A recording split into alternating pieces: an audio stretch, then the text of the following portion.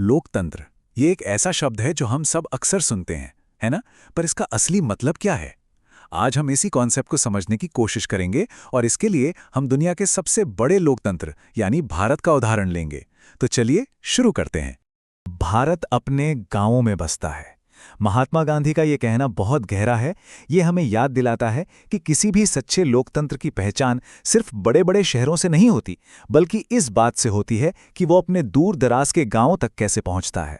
और यही आइडिया आज हमारी इस पूरी चर्चा का सेंटर पॉइंट रहेगा। तो चलिए सबसे पहले और सबसे बुनियादी सवाल से शुरू करते हैं। आखिर ये लोकतंत्र या डेमोक्रेसी है क्या? एकदम सीधे साधे शब्दों में कहें तो ये सरकार चलाने का एक ऐसा तरीका है जिसमें शासकों को लोग खुद चुनते हैं।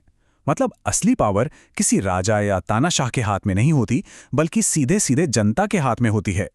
देखिए, एक अच्छा लोकतंत्र सिर्फ चुनाव कराने तक ही सीमित नहीं होता।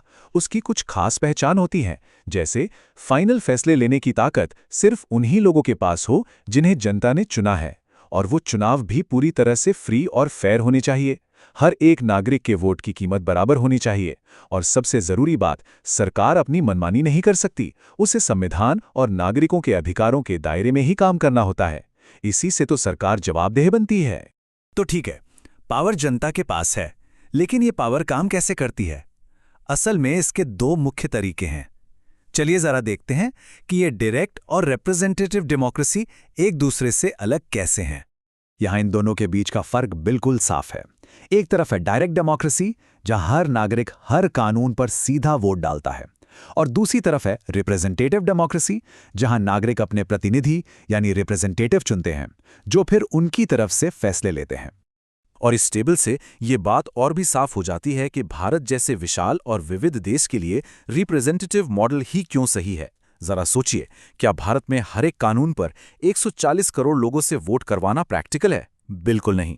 इसीलिए भारत, अमेरिका और ब्रिटेन जैसे बड़े देश इसी सिस्टम पर चलते हैं, जहां चुने हुए लोग जनता की तरफ से फैसले लेते हैं।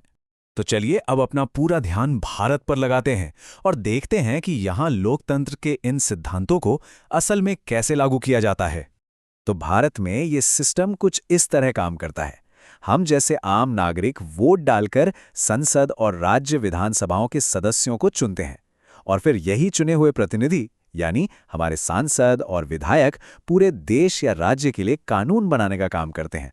अच्छा, अब बड़े नेशनल लेवल के स्ट्रक्चर से हटकर थोड़ा जमीनी स्तर पर आते हैं। ये देखते हैं कि लोकतंत्र को गांव-गांव तक कैसे पहुंचाया जाता है। और यहीं पर हम गांधी जी की उस बात पर वापस आते हैं जिससे हमने शुरुआत की थी। इस मकसद को हासिल करने का एक तरीका है विकेंद्रीकरण या डिसेंट्रलाइजेशन। इसका मतलब सीधा सा है कि फैसले लेने की ताकत को सिर्फ दिल्ली या राज्यों की राजधानियों तक सीमित न रखकर उसे गांव और शहर के लेवल तक पहुंचाया जाए। इससे सरकार लोगों के ज्यादा करीब आती है। और भारत में इस दिशा में एक बहुत बड़ा और ऐतिहासिक कदम उठाया गया था। साल 1992 में संविधान में 73वां संशोधन किया गया। इस एक कानून ने स्थानीय स्वशासन को संवैधानिक दर्जा दे दिया।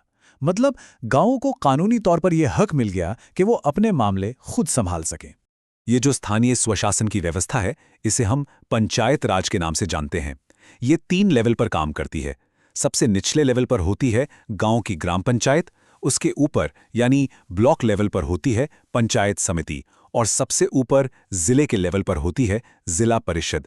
ये पूरा का पूरा एक ऐसा ढांचा है जो लोकतंत्र को जमीन तक पहुंचाता है। तो अब तक हमने सिस्टम तो समझ लिया, लेकिन इस पूरे सिस्टम की रखवाली कौन करता है?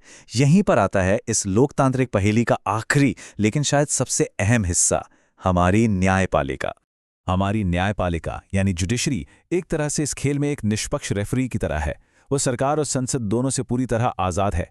इसका सबसे बड़ा काम है संविधान की रक्षा करना। ये पक्का करती है कि हमारे मौलिक अधिकारों का हनन न हो, और अपनी न्यायिक समीक्षा या जुडिशियल रिव्यू की ताकत से ये किसी भी ऐसे कानून को रद्द कर सकती है जो संविधान के खिलाफ हो।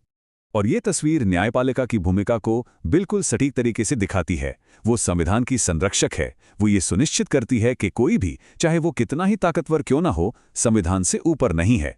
तो अंत में एक सवाल सबके लिए, जब लोकतंत्र को जमीनी स्तर तक पहुंचाने का ढांचा तैयार है, तो एक बेहतर लोकतंत्र बनाने में एक नागरिक के तौर पर हमारी और आपकी क्या भूमिका बनती है? इस सवाल पर सोचना बहुत जरूरी है।